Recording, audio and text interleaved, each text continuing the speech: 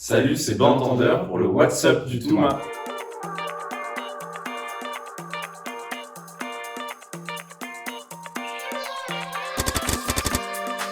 Deuxième album avec deux parties, une partie jour dans la continuité de l'album 1 et une partie nuit où on s'est risqué, osé à faire des choses un peu différentes, tourner vers l'international et beaucoup plus rythmé. Et on a hâte de savoir ce que les gens vont en penser.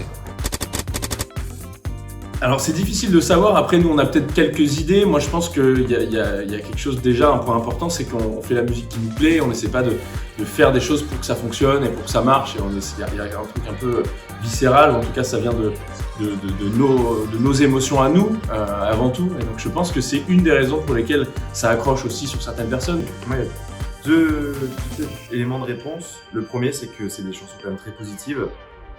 Les paroles, tu vois, les titres, un titre sur deux, ça parle d'amour. Et le deuxième, c'est que c'est aussi intergénérationnel, parce qu'en fait, on va remixer les chansons de nos parents pour les proposer à leurs enfants ou à leurs petits-enfants.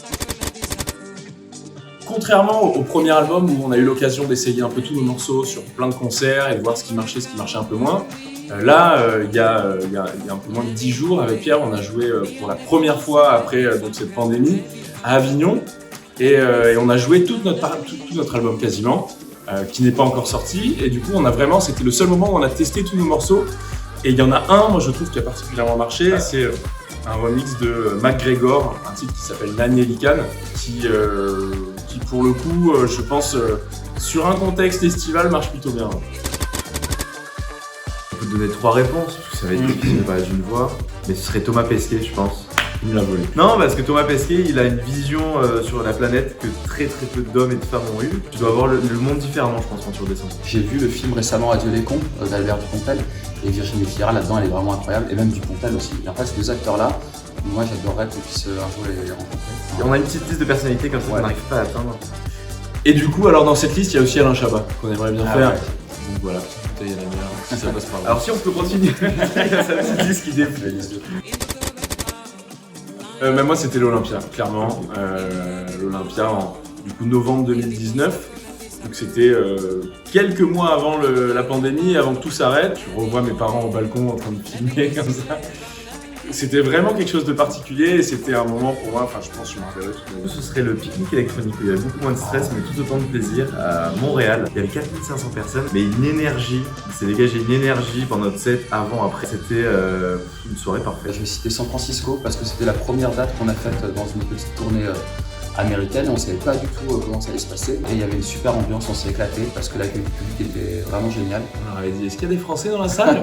Et il n'y avait que des Français dans la salle. C'était cool, hein. C'était vraiment cool.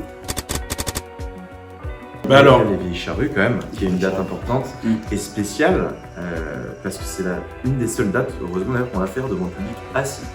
Et qu'il faut imaginer 5000 personnes assises devant nous. et puis sinon c'est beaucoup d'open air, simplement voilà, sur tout l'été, un peu partout en France. Mais du coup on s'est dit que ça faisait tellement longtemps qu'on n'avait pas eu de concert que la règle c'était on accepte la totalité de ce qu'on nous propose.